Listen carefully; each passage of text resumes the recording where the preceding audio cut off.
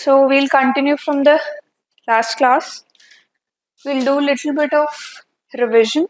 So yesterday we started with the European history timeline. We were trying to see that how any ideas which emerge, they are directly proportional to the social conditions. So whatever will be the social conditions, to understand them, to reform them, right? And sometimes even resist them, ideas will emerge. Right? Take another example, freedom struggle movement was there, Britishers were ruling us. So even to resist them, new ideas emerged, like idea of satyagrah, idea of your non-violence. Right? So whatever the conditions are present in the society, correspondingly only ideas will emerge. Ideas do not emerge in a vacuum. They do not emerge without any corresponding conditions which need these ideas to emerge, and we did with contemporary examples also. Now, with respect to Europe's history, we started with 8th century BC. We tried to see that if we see it is not the starting point of the human civilization in Europe, but specific times when community started building up, or there were monarchy was there. From where that point of time, how did the society look like?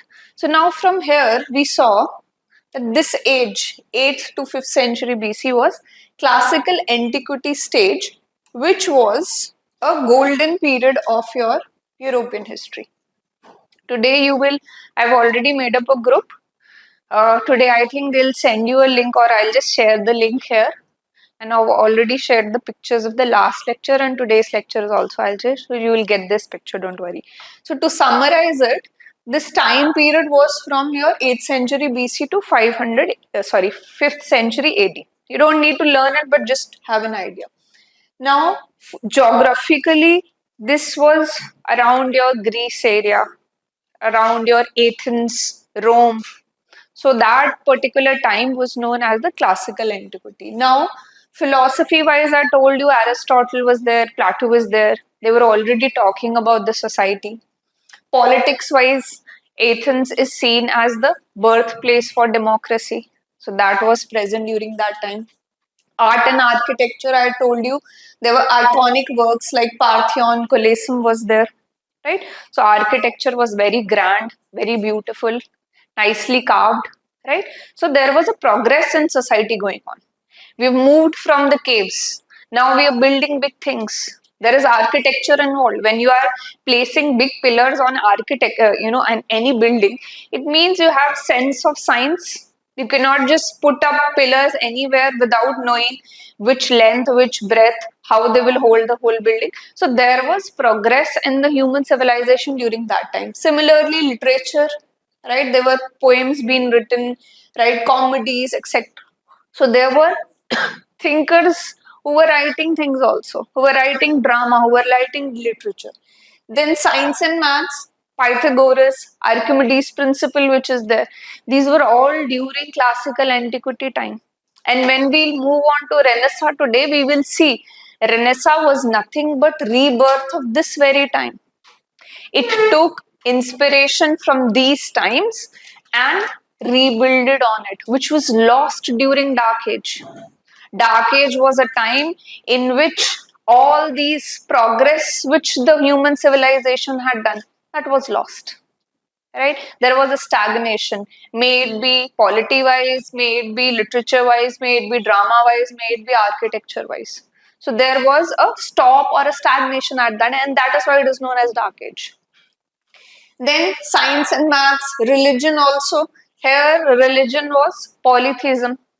If you remember, if you have done your ancient in history, so our initial sculptures of Buddhism, they were a lot inspired by the Rome art, right? There were a lot of Greek gods, right, which were formed. So they were trying to understand supernatural power also. Religion was also developing, right? There was not a blind adherence to religion. They were questioning things like, okay, why winds is there?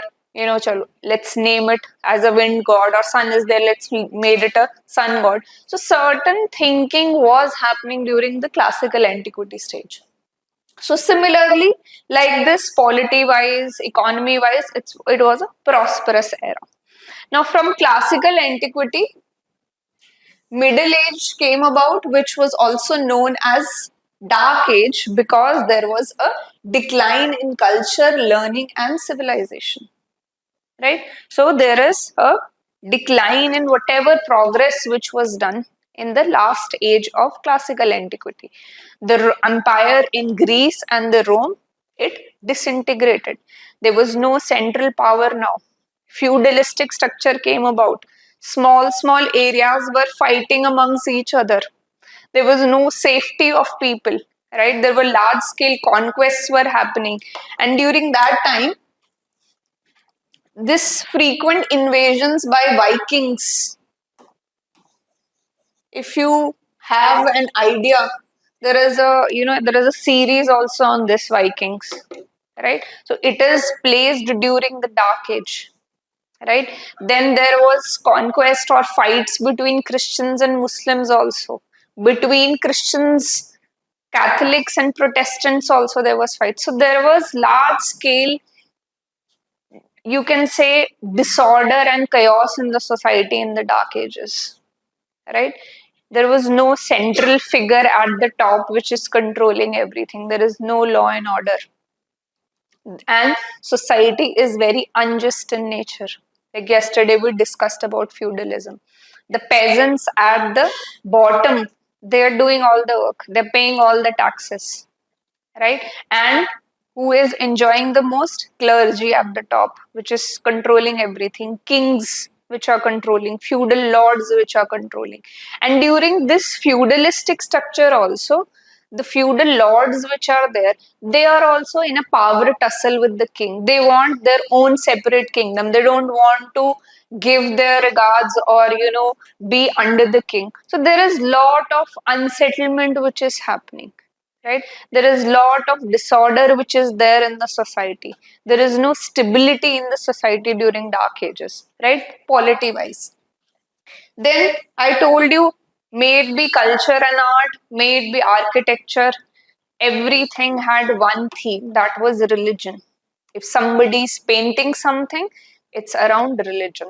They'll draw, probably Virgin Mary or baby Jesus with Mother Mary. All these things, all the themes were surrounding your religion. If somebody is producing music, it is religious music, right? If somebody is writing literature, it is having a religious theme. So there is a stagnancy or conservatism in the society. Even the political structure, it was based on divine theory. That, and now the divine theory here is, I told yesterday also, that God has decided this person has to be the king. And he is, and one another important point which I forgot to tell you about this person who is the king, he's not responsible to the people, he's responsible or answerable to God. And that is why there was large scale injustice in the society also. Right now, when we say in democratic government, or even if there is a monarchy somewhere, there is one very important point, that you are responsible to the people, you are answerable to the people. But during Dark Ages, the concept was such that you are not answerable to people, you are answerable to God. Right? Now, when you are answerable to God, it means you will be in close connection with the clergy. Clergy will say, and during that time there was widespread, scale corruption also.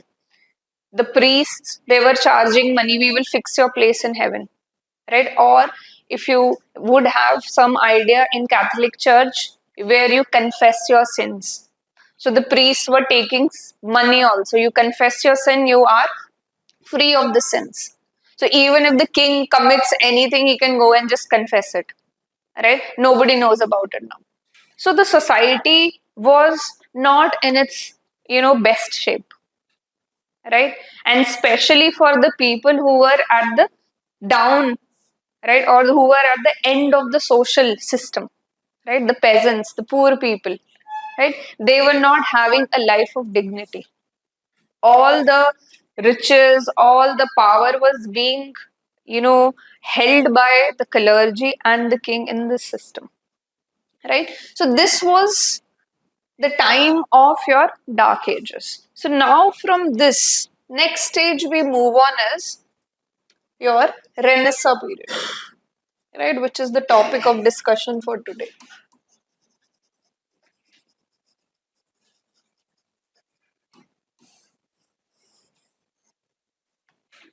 Renaissance period started from 4th century itself from Italy, right? So when we are, sorry, 14th century from Italy. So when we are talking about Renaissance period, there will be a overlap with the Dark Age also, right? In history, it's not that one thing stops and then next thing starts. There are always a overlap. Slowly something builds up, right? So all the empires, it doesn't mean that there is one date that on 8th July this kingdom ended and next started. There is a overlap, there is a war sometimes in between, or slowly the other kingdom is building up. So that is why also Renaissance, it started during the later stages of your dark age itself, right, in the 14th century, and the center was Italy. Now this term Renaissance means rebirth,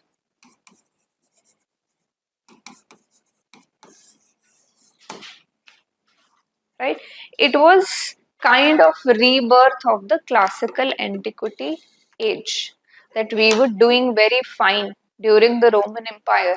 Our art, architecture, literature, everything was very rich in nature. We as a society, we were developing, right? The humans were free to think. Science and maths was developing at that time. And now there is a need of reawakening of the same time, right? So Renaissance period had this rebirth specifically with respect to art, with respect to architecture, with respect to painting, right? And later we will see with respect to, in the last stages, with respect to science also, which emerged as a sub part of Renaissance scientific revolution also. We'll see that after we are done with Renaissance, right? Now with Renaissance, what happened is, the major feature of Renaissance, if you ask, is humanism, right? Secularism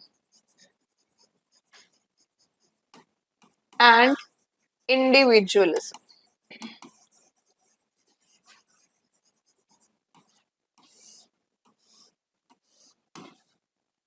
These were the three main features of Renaissance, or the rebirth of the European society.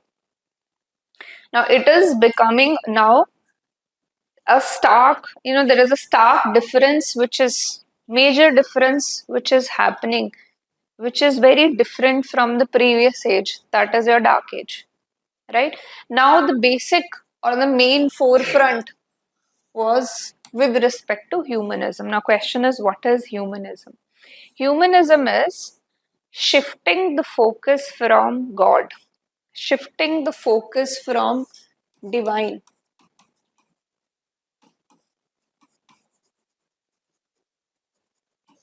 to human. Previous theme was religion. Previous age theme was God. Everything, every part of your life was surrounding religion, right? And with this, what had happened is, the position of humans was kind of secondary, right? If you see your religion during that particular time, humans were seen as sinners, right? That it is in the inherent nature of human beings to be sinners. They have to constantly ask for forgiveness. And because of this, what happened is, priests were charging money, priests were becoming corrupt, priests were inviting people to confess, give them money, and fix their places in heaven. So humans' position was kind of a degraded. There was no sense in their life. Everything revolved around religion, asking for forgiveness, doing repentance, right? Their position, what do they want? What do they feel? How do they want to live life? That took a back seat, right? Now with Renaissance coming up, they decided that okay, religion, and Renaissance doesn't mean end of religion. It means detangling your religion, separating religion from other aspects of life. It's not the end. It's not saying religion should be ended. It is saying religion, when we are talking, when we are praying to some supernatural power, it should be a personal connection, right? It should be restricted to your connection with that superpower, right? Your personal relation with that, your spiritual need, right? Or for your soul or for your mind. It is not to be confused with other aspects of life. That who is your king, religion is deciding. How the economy works, religion is deciding. What laws are to be there, religion is deciding, right? Or what kind of paintings are made, religion is telling. What kind of buildings are to be made, religion is telling. So Renaissance shifted that focus, that religion will be there, but let's just separate this. If this is religion and this is other aspects of life, right? Previously in the dark ages it was like this. Now Renaissance came, it said let's just separate this, let's just keep it separate, and which became the second component of Renaissance, secularism, right? You separate religion from other aspects of your life, and other aspects of life are your secular aspects, political, economic, social, legal, technological also. Because in previous ages church was even telling about solar system also, that earth is at center and every planet is moving, so they were doing everything, right? Renaissance came as a change to this perspective. First they said let's just focus on humans now. Let's just read about them. Let's just try to understand themselves. What do they think? Right? What do they want in their life? And similarly, as we see forward, we will see theories will keep on coming with respect to human. Let's make their life better. Let's just not see them as sinner. Let's just try to, end the fear of afterlife. What about this life? Right? All the religion, even today, if you say, most of them, the talks is about when you die, what will happen. Then what about this life? Right? Say, take a contemporary example. If a person is suffering from extreme anxiety and stress today, in today's time, religion usually doesn't have an answer to that. How to navigate with respect to problems, with respect to today, in present times. You are preparing for UPSC, you are undergoing extreme stress, anxiety, your marks are not up to the mark in your mock test, you're not understanding things in the class, and you are getting extreme anxiety and stress, right? Only way is probably you will pray to God, right? Or you will meditate, but it doesn't solve your problems, right? Or say a person is going through a rough patch in a relationship, right? Or maybe with the spouse or with even parents or siblings, whatever. Religion doesn't have an answer for that, right? Religion is focused majorly on afterlife. When you will die, what will happen? If you do good here, then you will get the heaven. If you do bad here, you will get the hell. If you don't believe in God, you will get a hell. But what about this life? So now this person who is going through a rough patch in his relationship, how to navigate it, right? So we have subject of psychology for it. You can go and talk to the psychologist. That is placing humans at the center. Because religion, at the end of the time, it doesn't have answer to the modern problems, to the modern challenges. Say a person is struggling with his sexual orientation, right? Now almost every religion takes it as a sin, right? But it is has been proven time and again, your sexual orientation is not something your choice. It's something inherent. You cannot control. If a person is heterosexual, say a girl is there and she is attracted to males, it's not that she can change it overnight. So similarly, same happens for people who are homosexuals. Now religion treat it as a sin. how to navigate this problem. So we have a subject, a discipline of psychology which works towards it, right? Or if we take a little bit with respect to sociology, poverty is there, right? And we usually have a term that, rich keep on becoming rich and poor keep on becoming poorer. Why this is happening?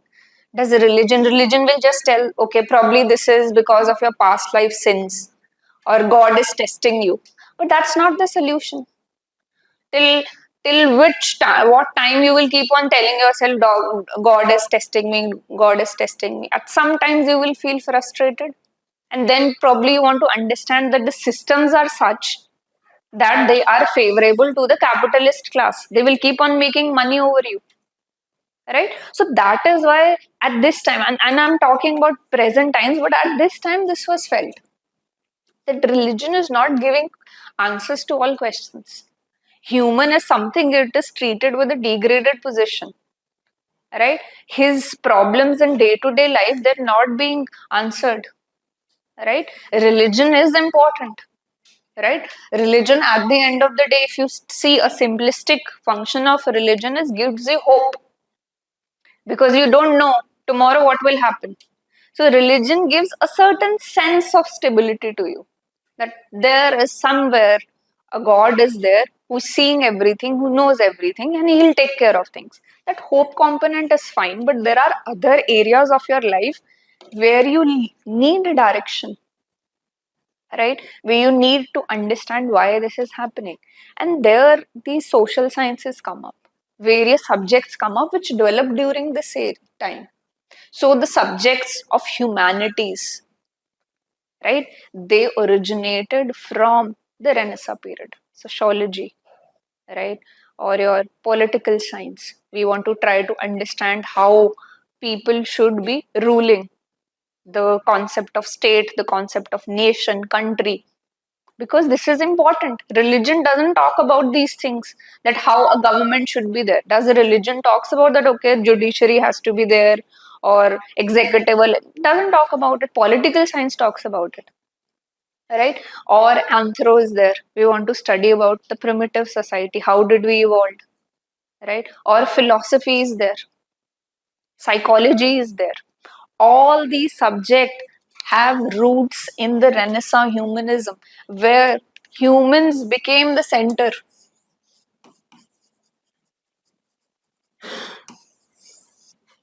That from now onwards, whatever study we are doing, or whatever, we want to understand something, we will keep humans at the center, not religion at the center. Religion will be just like other parts of his life, right? If politics, economics, social life, legal, technological, religion will be just one part, not the center of his existence. We want to make lives of human better. We want to understand him better, right? And when scientific revolution came about, it also had human at the center. We want to study human body, right? We want to see how the circulation system works. What are these bones? How to do surgery? All these things, they had root during this time. If religion would have been center, human civilization would not have developed. Our life would have been, just limited to doing our chores and just praying and just expecting one day when we will die, we will go to heaven. There is no progress here. There is no understanding of the world here, right?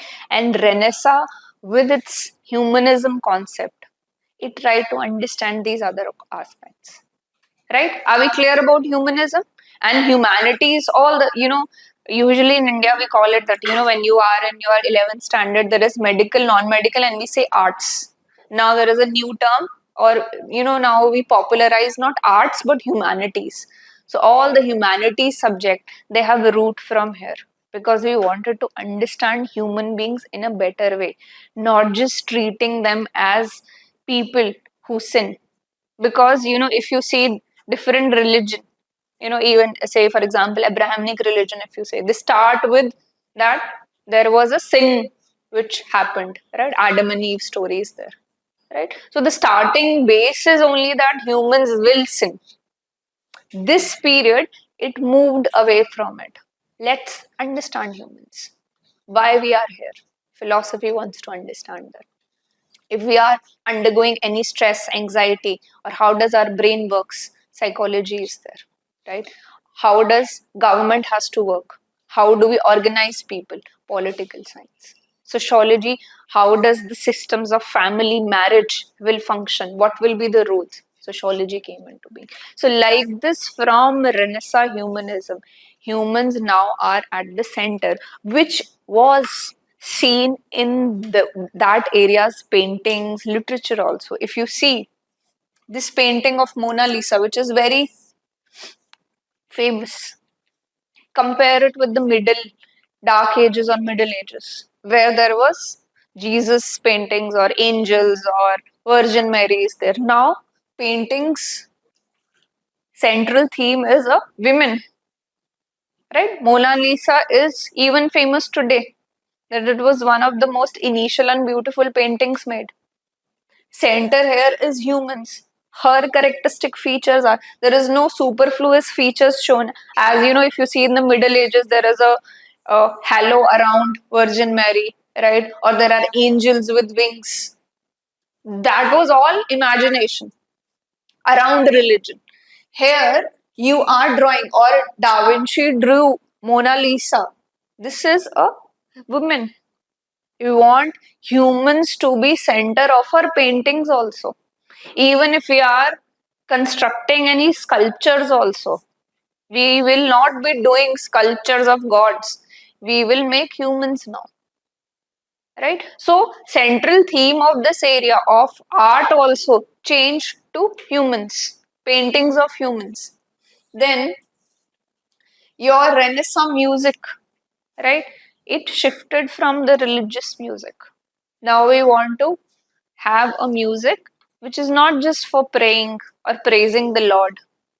Your general music, like today, if you see contemporary music, there are different genres, right? Genres of love, hate, heartbreak, right? There are different genres which are not just about praising Lord. These are human emotions. So when you're feeling very happy, you put up different kind of songs. When you're going to the gym and you want an adrenaline rush, you would put up different songs. The songs are made keeping in mind humans. It's not just about praising the God, or it's not just about a prayer which you have to listen. So similarly, in Renaissance period, music also became human centric. Celebration of human life. That there is a festival or somebody won, right? There will be music, there will be dance. Not just a music for praying, not just music which is limited to God or praise of God, right? So that was also a part of your Renaissance period. Then architecture also, it became very elaborate.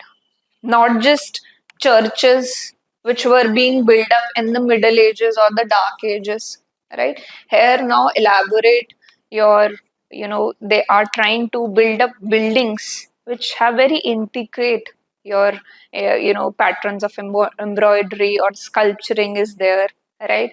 More human creativity is being encouraged, right? Because they are not just making places where people will pray. These are places which are expression of human creativity. How do I see beauty? And the same way I will build up this particular architecture, right? So slowly society is now changing. Religion is slowly losing its control. It was all powerful, all encompassing body. Slowly it is losing its hold over other parts of the society. That will happen slowly. And as we move in the next stage, there will be scientific revolution.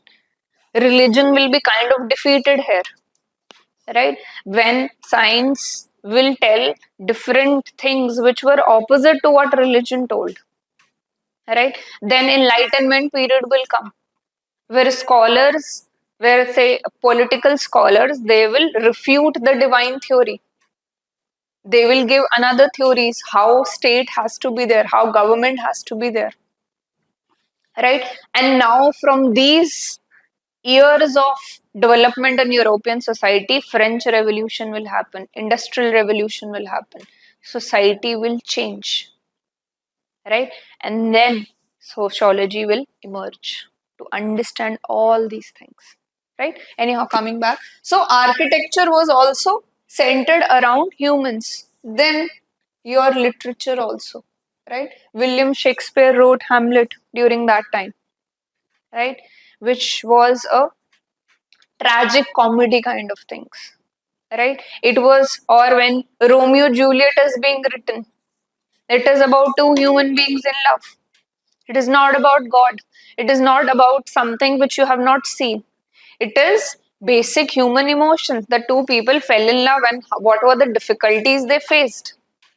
And that literature, it is popular even now. Mona Lisa is as a painting, as a, you can say a parameter of the most beautiful paintings being done. It is Mona Lisa. Or when we talk about the best literature, it is by William Shakespeare. So this year, or this era, not year, this era was producing very rich culture for the human civilization, which we remember even today, right? Then your science, right? So science was also developing, but science we will do a little later on. We will try to understanding the human anatomy. We will do that in scientific revolution. So scientific revolution is also overlapping with Renaissance. It's a part of Renaissance. But when we say Renaissance, we focus more on art, architecture, paintings, literature, right? Revival of these three areas. And then it had another component of science also, which came to be known as scientific revolution. We'll do it later on, right? So first feature of Renaissance was humanism, human at the center, change of your focus of attention from divine power to human beings, right? Second aspect of Renaissance was secularism. Secularism meant you disintegrate religion from other aspects of life, right? During this time, we will see there is a reformation period.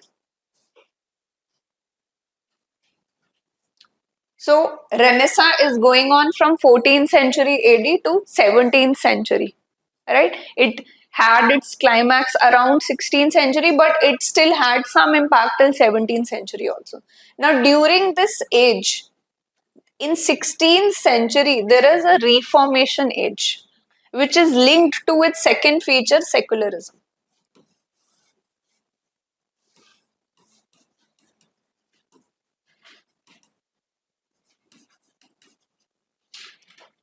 Right? I'll just write it down so that you don't get confused. Again, I'm saying learning of years is not at all important, but you just need to have an idea when something is happening, right? At least you should know that Renaissance comes after Dark Ages, right? Or after Renaissance, Enlightenment comes, right? Or scientific revolution comes in the second part of your Renaissance. This idea you should have, which is the exact year, not at all important for sociology, right? Just for the classroom explanation, I have given the years, right? So we are doing Renaissance.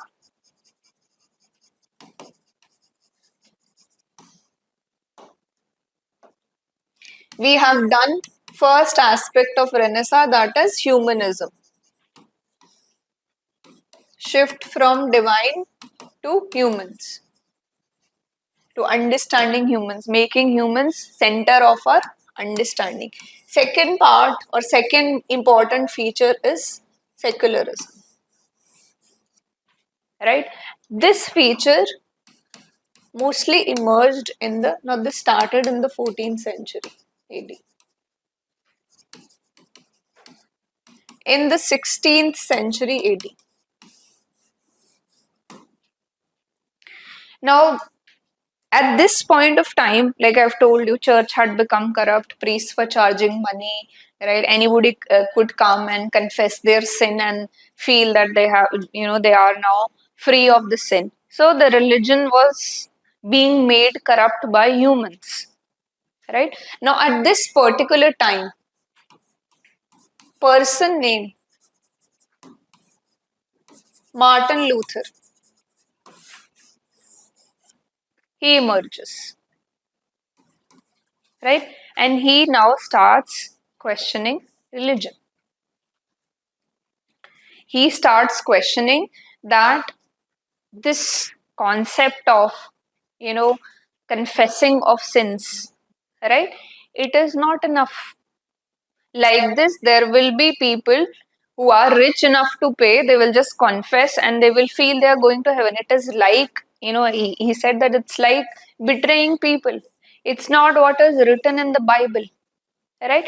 And at the same time, if we see during this time, printing press also started.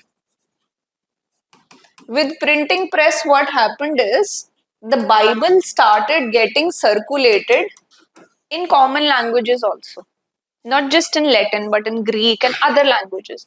So people had a chance to read them also and realize that these priests were just betraying them, right? They were making a fool out of them. Whatever they are saying, it is not written in the Bible, right? And during that time, this person emerged, which later on becomes the founder of your sect of Christianity, right? The Protestants, right? And he says that whatever church is telling, it is wrong. The priests are corrupt in nature. Your sin doesn't get, washed away just by confessing. You have to do good deeds in the society, right? Your responsibility is toward God. It is not towards a priest, right? So Protestantism at this time emerged, and see, whenever any authority is there, it will become all powerful if there is nobody to question it. In today's time, also, if we see, a government will become all powerful if nobody is questioning. Media is also paid, media is also not questioning, citizens are not questioning. It will become powerful because they have no accountability now. Same during that time, church was all powerful because nobody was questioning them. And during this stage in Renaissance, the Reformation age in 16th century, there came a person, there came a sect which started asking questions. Now, when there is an authority which is all powerful and people start asking questions about it, doubt emerges in people, that all powerful concept goes away.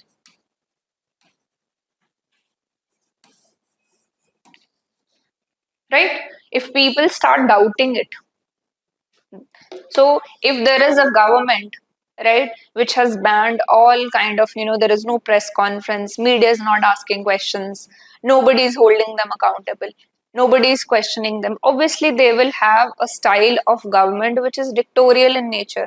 They will do whatever they want. But when there are people to question them, right, the power is distributed now. They are not all powerful.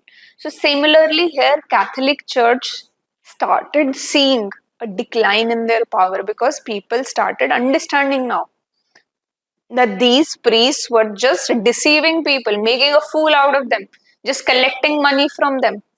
Nothing is like this is written in the Bible, right? And if we really want to wash our sins, we need to do good deeds also. Just sitting in a chair and confessing your sin is not enough, right? So during this time, because questions were being asked, slowly religion started losing its significance, right? And this period which we are talking about, 6th century AD, it was not easy that okay, one day somebody asked question and then suddenly church lost its power. There was actual war which happened, right? There was a war known as 30 years war, where different sects of Christianity fought between each other, not just Protestant and Catholics, right? And then after that, there was a Treaty of Westphalia. Please don't remember it, just understand it. There is no need to remember these things for sociology. We're just trying to understand what all is happening. What is this whole chaos? We're trying to understand it. this war or this treaty. Anyhow, you'll do in world history again, but it's not important to remember. So this time there is a war which went on till 30 years, right? Different sects of Christianity were fighting, even feudal lords and kings were fighting amongst each other. Now, after the end of this 30 war, there was a treaty which was signed, Treaty of Westphalia. Treaty of Westphalia during that time said that okay, now religion, it will not interfere with the political structures. Politics will not interfere with the religion, and any sect of Christianity is there. They are free to follow, practice whatever they want. They want to question, they want to form a different sect, it's okay. And from there, the concept of secularism emerged, which is present in today's time also. When we do in your Indian society secularism, the emergence of secularism is during these times, that religion is now separate. It will not decide who is the king. It will not decide the rules and regulations. It will not decide the law of the land. It is just associated with the spiritual aspect, right? Where you want to create a personal connection with the supreme being. You feel, you have a faith that there is one person who created this earth. You need to have hope in your life. So religion just cater to that part. Who is the ruler? What is the economy, right? Or how is technology, or what is science? That is the domain of other part of the life, not religion. So during this time, the second aspect of Renaissance, that is secularism, where religion loses its significance in other aspects of life, that also emerged. Right? So Renaissance, if you see as a period for human civilization, has been very important. Till date, whatever we are studying, whatever concepts we have, if we say India is a secular state, it has its root in this era. So it was a very important era in the development of human civilization. Right? So the second feature of Renaissance was secularism. Right? Humanism, second, secularism. Third part came is, and in humanism itself, we have discussed how literature, art, etc., humans were at the center. Third feature was individualism.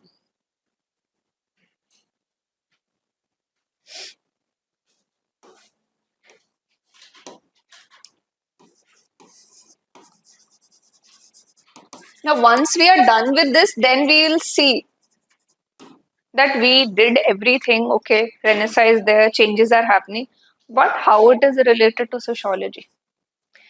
2024, last year, 10 marker question was there. Discuss how Renaissance and Enlightenment led to emergence of sociology. Very simple question. Right? So we will, although we have not done Enlightenment as of now, but after we are done with the Renaissance, we will try to sum up the relationship between Renaissance and how it created. It did not let immediate emergence of, but it created, like I told you yesterday, it prepared the cradle for sociology to emerge. We will see that. But first, we'll do this last feature of Renaissance. Last feature was individualism. Humanism, where was keeping humans at the center. Individualism was celebrating the achievements, the progress of the human beings. Right? Seeing human being not just as a product of divine intervention, but an individual in himself. Right? So his creativity was celebrated here, his progress was celebrated, his questions were celebrated here. Right? So that is also one minor part of the Renaissance period, where humans are being championed, humans are being encouraged, their creativity is being encouraged, right? Their progress is being celebrated. That became the third part of the Renaissance, very minor part. Major part is your humanism and your secularism. Right? Are we clear about Renaissance period? Right? Renaissance means rebirth. Right? And it was kind of, when you will do modern history, have you started with modern history? In the social religious reforms, you will do Raja Ram Mohan Roy. Right? So he was a social reformer who was responsible for ending the sati as a practice. So he was also against caste system. right? So he gave this, sorry, not Raja Ram Mohan Roy. So he read the Vedas and then he said that, okay, whatever the priests today are telling you, they're telling wrong. You have to read Vedas and understand that all the practices, all the social evils which are there, they're not there in the supreme books. So same happened during the Renaissance period also. And these reformers, in fact, were encouraged by this era itself. When you will start doing modern history, you will see our social reformers were very impressed from this age, Renaissance age, where your European society underwent a change.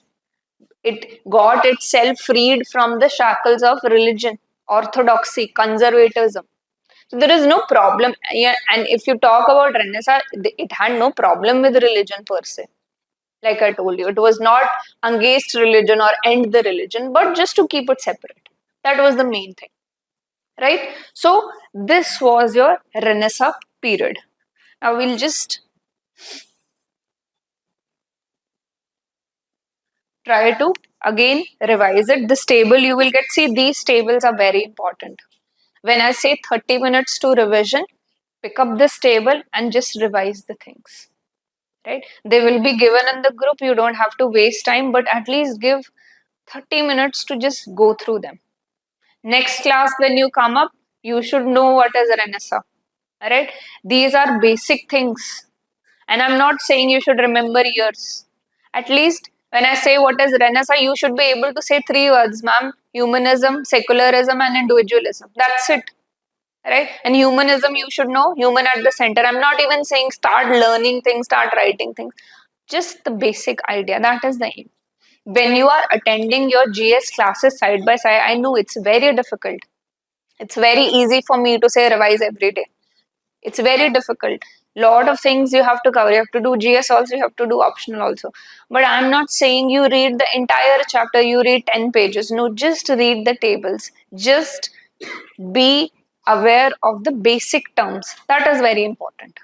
Basic terms, if you know that, okay, classical antiquity, then this age, in this age, these three were the features. In enlightenment, these 4, 5 features were there. Then this thing came and this thing came, and then there was emergence. This is more than enough for a beginner.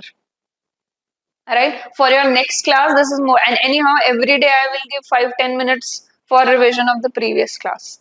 So it will be a kind of 2-time revision for you. We will start writing answers also in the class. But be attentive, don't miss classes. That is very important. Although, if you miss, you can access the recorded classes, but try to, be regular with your class, right? Okay. And especially, I think on Thursday or Friday, I'll start with thinkers. Till the time thinkers are complete, although entire syllabus you should be attending all classes, but please be regular with thinker classes. Don't miss. One class you will miss of thinkers, next you will be clueless. You will not understand anything. Right? Okay. Now, origin was in Italy. Focus was on humanism, art, science, individualism, and secularism. Philosophy was rediscovery of, rebirth or rediscovery of same thing which happened in classical antiquity of Greek and Roman thought.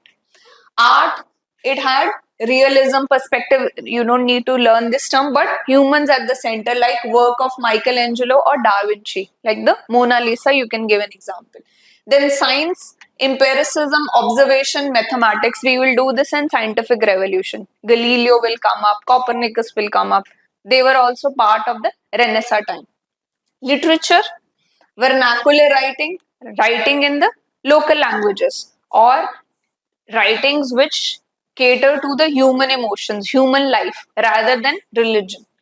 Then religion, rise of secular thinking. Church authority was questioned in the Reformation age. Right? So these are the basic features. So this much revision is more than sufficient when you are revising. Right? And there is one more recurrent problem with aspirants is that I don't remember things. It's okay. It takes time. You have to do multiple 2-3 revisions you have to do, then you will remember things. But concepts should be clear. You should have an understanding of something. Learning and writing, that will come with revision. Don't worry about them. Everybody starts with just a basic understanding and it takes time to learn things. right? You're a human being. It's not that you read, you're not a robot that you read something and then you remember it for all your life. That will not happen. It will take time. As you keep on revising, as you keep on reading, this will become a part of your memory, right? If you revise in, you attend class, you revise, next class we revise again, Sunday again you open book, then it will be part of your core memory. Anybody ask you about emergence of sociology, you will be quickly at least able to enumerate this happened, this happened, this happened, and this all led to emergence of sociology. Right? This is the only expectation right now I have from you, at least for the first 1 month. Right? Okay. Now, key features again, same thing: humanism, scientific curiosity, art and architecture, questioning of the authority of the church happened. Right? Then there were certain people during Renaissance. I've just made a picture for them in case you want to use them as an example. Right? Da Vinci, Leonardo da Vinci was there. He was also known as Renaissance man. He painted the Mona Lisa and the Last Supper. Then there was another person known as Desiderius Erasmus. He converted the New Testament of your Christianity. There is two testament, Old Testament, New Testament in Christianity. He converted into the common man's language, that is Greek, so that people could, how do you question something? You need to have a knowledge about it, right? So now when he converted it into Greek, people, common man was able to read and then question. When you don't have knowledge, right, you cannot question anything. Why did our government brought RTI? RTI was so that you have information, then only you can question the government. Without information, what questions you will ask? Similarly, in Renaissance period, when he converted the Bible, the New Testament, into Greek, people started asking questions. Secularism came about. Authority of the church, it took a backseat, right? Then again, Giotto is there. He was an Italian painter and architecture whose more realistic depictions of human emotions was there. Right. Then William Shakespeare, I told you, he was also known as England's national poet. So he again centered humans in his writings, may it be Hamlet, may it be Romeo Juliet. Then John Milton, he again was a poet. He wrote this poem, Paradise Lost. Again, human emotions as the center. Then Michelangelo, this famous sculpture is there, David. Right? If you have not heard about it, today go back and Google the picture of David. Right? Very intricately carved. Right? Each strand of hair, drapery which is wearing, very beautifully carved. But the center of, or the muse for the sculpture is human being, normal human, not God, not angels. Right? So these were few famous people related to your Renaissance time.